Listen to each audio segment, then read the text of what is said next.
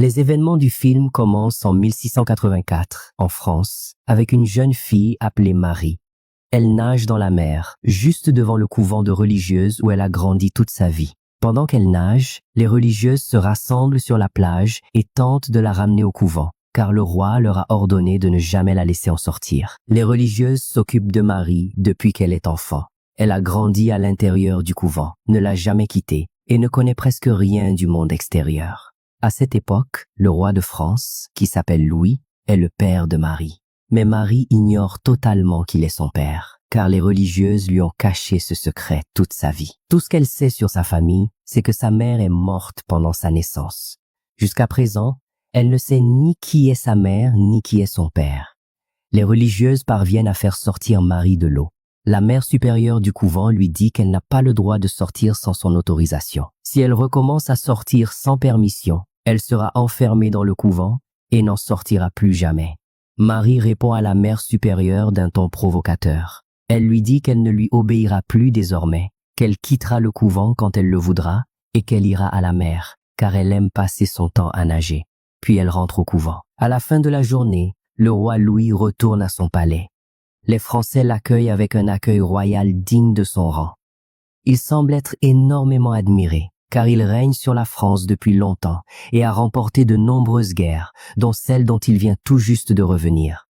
Alors que Louis s'adresse à son peuple, un homme surgit de la foule et lui tire dessus. Heureusement pour le roi, la balle passe près de son cœur sans le tuer. Les gardes parviennent à maîtriser l'assaillant.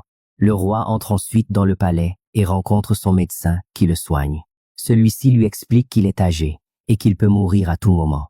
Il a donc besoin de quelque chose qui l'aidera à devenir immortel et à ne jamais mourir. Le médecin informe le roi qu'il a découvert que le cœur d'une sirène contient une substance semblable à un antidote, capable de lui permettre de vivre éternellement. Mais il y a une condition, la sirène doit être tuée pendant une éclipse solaire. Il lui annonce également qu'une éclipse aura lieu dans les prochains jours. Il faut donc trouver une sirène le plus vite possible. Le roi ordonne alors à un groupe de marins de partir en expédition dans l'océan et de chercher la cité perdue d'Atlantis. Leur mission est d'y capturer une sirène et de la ramener au palais, afin que le roi utilise son cœur pour préserver sa jeunesse et vivre éternellement dans le but de protéger son royaume. Un capitaine nommé Yves part avec son équipage pour cette mission. En pleine mer, ils aperçoivent des sirènes autour d'eux et pensent être arrivés à l'endroit recherché. Ils lancent alors de la dynamite dans l'eau pour éloigner les petits poissons de leurs filets. Lorsqu'ils jettent les filets, ils réussissent à capturer 2 sirènes. Mais ils décident de garder la femelle et de remettre le mâle à l'eau. Ensuite, ils retournent avec leur navire vers le palais afin de présenter la sirène au roi. Le roi a fait construire un bassin dans son palais afin d'y garder la sirène jusqu'au jour de l'éclipse. Lorsque les marins reviennent avec elle, ils la placent rapidement dans l'eau pour qu'elle reste en vie. Yves et son assistant sont chargés de la surveiller, de la nourrir et de prendre soin d'elle en attendant l'arrivée de l'éclipse. Le lendemain, le roi se réveille et trouve son assistant Pierre assis près de lui, au bord de son lit. Pierre lui explique qu'ils ont besoin d'un musicien pour jouer le jour de l'éclipse. Il n'existe en France aucun musicien suffisamment digne d'un tel événement. Ils devront donc faire venir Marie du couvent. Le roi accepte et demande à Pierre de ne pas révéler la vérité à Marie. Il ne doit pas lui dire qu'il est son père, ni que c'est lui qui l'a laissé enfermer dans le couvent. Pierre accepte et se rend au couvent. Il demande à la mère supérieure d'emmener Marie sur ordre du roi. Celle-ci accepte immédiatement et affirme qu'elle est heureuse qu'il la débarrasse de Marie, car elle n'obéit jamais aux ordres. Marie part avec Pierre, effrayée par sa nouvelle vie. Elle n'a jamais quitté le couvent depuis sa naissance et ne connaît rien du palais ni de la France. Pierre la rassure et lui dit qu'il l'aidera à s'adapter à la vie au palais. Mais Marie reste inquiète, car c'est la première fois qu'elle quitte le couvent et qu'elle va rencontrer de nouvelles personnes. À son arrivée au palais, Marie est émerveillée par la vie à l'extérieur du couvent. Elle a presque l'impression de renaître. C'est la première fois qu'elle voit réellement un endroit différent du couvent. Pierre l'interrompt pour lui présenter sa nouvelle assistante, appelée Maggie. Il lui dit que Maggie l'aidera pour tout ce dont elle aura besoin à l'intérieur du palais. Marie va ensuite déposer ses bagages dans sa nouvelle chambre et y passe toute la journée avec Maggie. Maggie essaye de connaître Marie et sa vie avant le palais. Marie lui raconte ses souffrances et lui dit qu'elle est profondément troublée, car elle ne sait rien de son père ni de sa mère.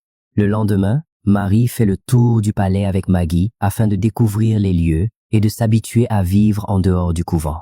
Pendant leur promenade, toutes les personnes du palais la fixent comme si elles l'observaient et parlaient d'elle. Marie devient nerveuse à cause de leurs regards et cherche à leur échapper par tous les moyens. Elle arrive finalement avec Maggie près de la fontaine située dans les jardins du palais. Marie remarque alors une statue au milieu de la fontaine. Cette statue lui ressemble énormément, comme si elle avait été faite pour elle. Elle reste longtemps à la regarder. Pendant ce temps, le roi et Pierre prennent leur petit déjeuner dans la chambre du roi. Louis dit à Pierre que les caisses du royaume sont vides et qu'il doit se rapprocher d'un duc appelé Jean pour profiter de sa fortune. Grâce à cet argent, il pourra financer de nouvelles guerres au nom de la France et les gagner. On apprend que ce duc doit hériter d'une immense fortune de son père, récemment décédé. Le roi Louis va essayer de s'emparer de cette richesse par tous les moyens. Le roi descend ensuite dans les jardins du palais et aperçoit Marie en train de regarder la statue. Marie entend le bruit des sabots d'un cheval. Elle se retourne et voit le roi Louis pour la première fois. Elle prend peur et tombe dans l'eau. Le duc Jean la sauve et tente de se rapprocher d'elle, mais Marie ne lui prête aucune attention. Elle regarde plutôt le roi, qui la couvre de son manteau. Il lui demande de le garder et de se préparer à jouer de la musique le jour de la célébration. Marie monte ensuite changer de vêtements et s'entraîne à jouer pour le roi. À la fin de la journée, alors qu'elle joue de la musique, Marie entend un son étrange et magnifique. Elle essaye de suivre l'origine de ce son jusqu'à ce qu'elle descende au bassin où se trouve la sirène. Elle la voit pour la première fois et a du mal à croire ce qu'elle voit, car elle pensait que les sirènes n'étaient que des histoires et des créatures imaginaires. La sirène la regarde comme si elle lui demandait de la sauver du roi.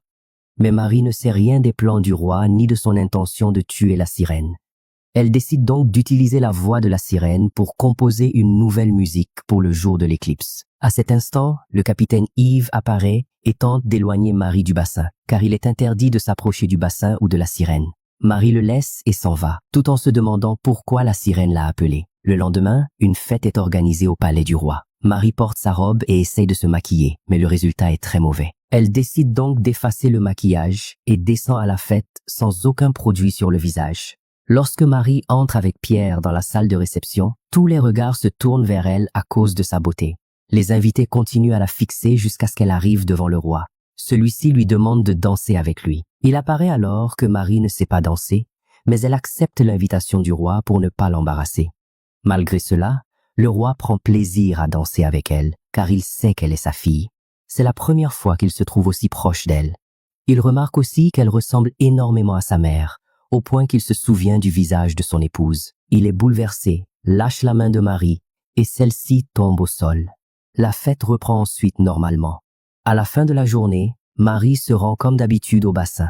Elle parle avec la sirène et lui raconte ce qui s'est passé pendant la fête. Même si la sirène ne parle pas, Marie l'aime beaucoup et la considère comme une amie. Soudain, le capitaine Yves arrive de nouveau. Il dit à Marie qu'elle n'a pas le droit d'être ici et qu'il craint pour elle à cause de la sirène. Mais Marie n'a pas peur d'elle et s'amuse avec elle comme d'habitude.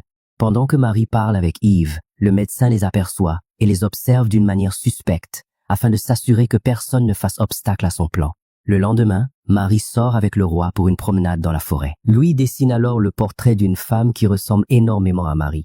Lorsque Marie voit le dessin, elle pense que le roi veut avoir une relation avec elle.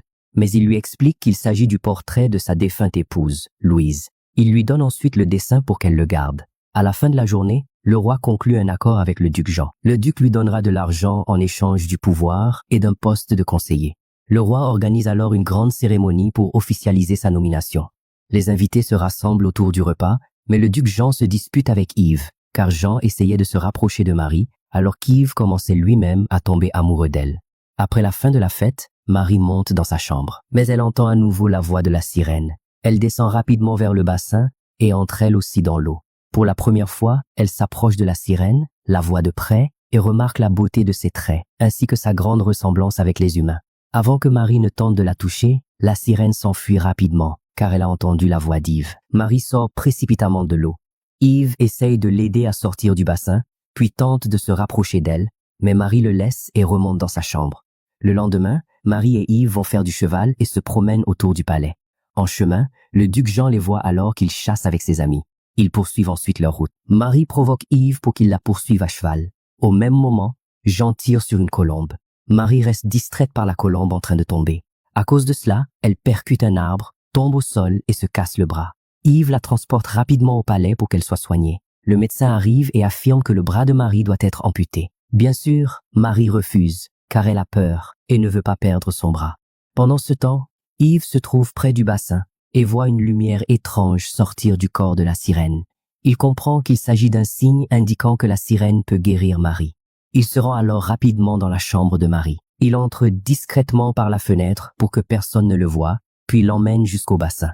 Il descend avec elle dans l'eau. La sirène tourne autour de Marie, tandis que la lumière continue à sortir de son corps. Elle parvient alors à guérir Marie. Le lendemain matin, le roi est stupéfait en voyant que le bras de Marie est guéri. Il ne comprend pas comment elle a pu se rétablir aussi rapidement. Le roi se réunit avec Marie, le médecin et Pierre. Il lui demande pourquoi elle a guéri aussi vite. Marie leur répond que la sirène l'a aidée à se rétablir. Le roi est alors très heureux, car il comprend que la sirène possède un pouvoir extraordinaire. Elle pourra donc le rendre immortel et lui permettre de vivre éternellement. Plus tard, Marie retrouve Yves.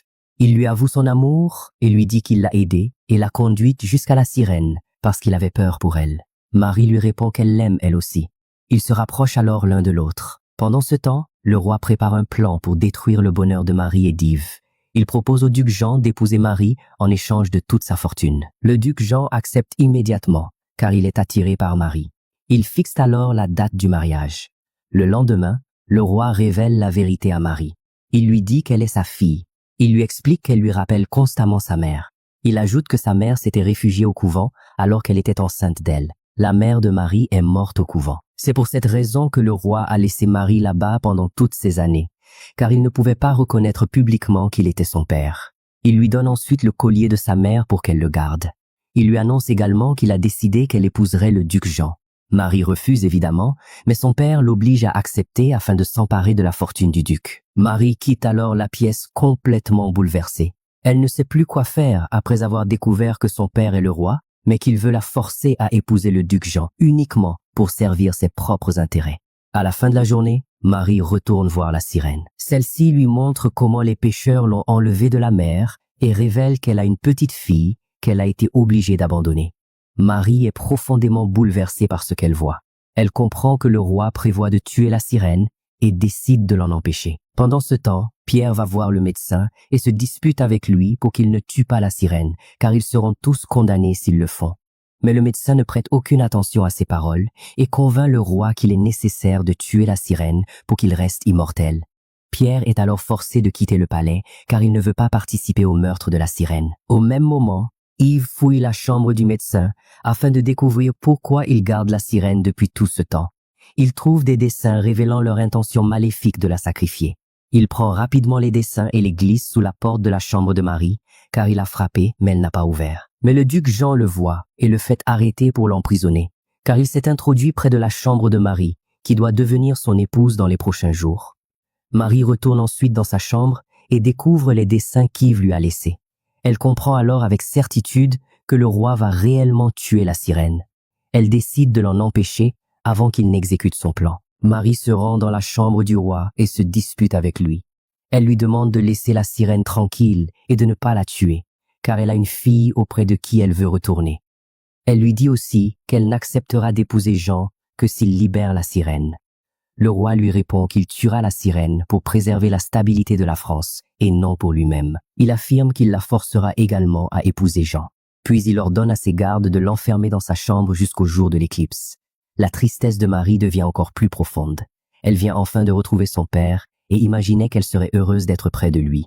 Mais ce qu'elle découvre dépasse tout ce qu'elle avait imaginé. Elle décide de rester dans sa chambre, car les gardes l'encerclent et elle ne peut pas sortir. Puis elle leur demande à voir Pierre et l'appelle à l'aide pour sauver la sirène, car lui aussi refuse qu'elle soit tuée. Pierre accepte et lui promet de l'aider. Marie commence ensuite à mettre sa robe de mariée, tandis que Pierre dit au garde qu'il va l'emmener prier avant son mariage. Le garde hésite à obéir, mais Pierre le force à se soumettre en affirmant qu'il s'agit des ordres du roi. Le garde l'autorise alors à entrer. Pierre emmène Marie, puis la laisse partir pour sauver la sirène. Pendant ce temps, Yves sort de prison. Le médecin lui ordonne de capturer la sirène et de la placer dans un coffre, car c'est le jour de l'éclipse, et ils la tueront le lendemain. Yves se rend donc au bassin pour mettre la sirène dans le coffre. Mais au moment où il essaye de l'attraper, Marie arrive. Elle le convainc qu'ils doivent sauver la sirène, s'enfuir ensemble et commencer une nouvelle vie. Elle lui dit que s'il reste au palais, il sera de nouveau emprisonné. Yves est convaincu par ces paroles. Il ordonne à ses hommes de préparer les navires pour le départ afin de sauver la sirène. Marie et Yves restent seuls dans le bassin pour la libérer.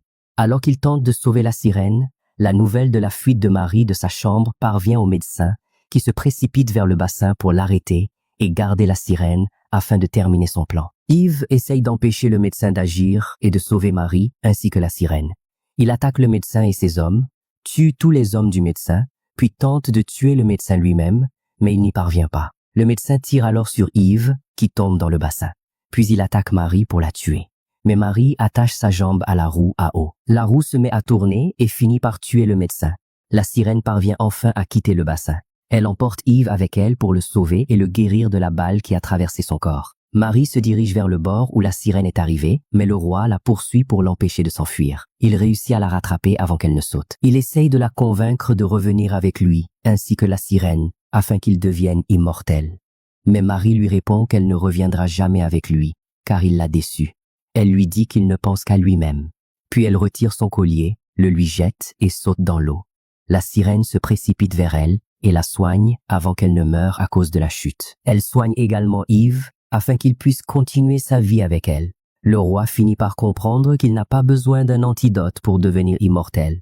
Il décide de ne plus jamais commettre un tel acte et ordonne à ses hommes de s'éloigner de Marie et d'Yves et de les laisser poursuivre leur vie normalement. Marie décide alors de passer le reste de sa vie avec son bien-aimé Yves et de garder la sirène comme amie pour toujours. Alors que Marie se trouve avec Yves sur le bateau, elle saute dans l'eau et trouve la sirène qui l'attend. Celle-ci l'emmène avec elle vers la cité perdue d'Atlantis. Marie devient ainsi la première personne à voir Atlantis. Elle est émerveillée par ce qu'elle découvre et encore plus heureuse de sa nouvelle vie avec Yves et la sirène. Marie avait toujours rêvé de retrouver son père et sa mère pour vivre avec eux. Mais lorsqu'elle a rencontré le roi et découvert qu'il était son père, elle a été profondément déçue. Elle a donc décidé d'oublier qu'il était son père.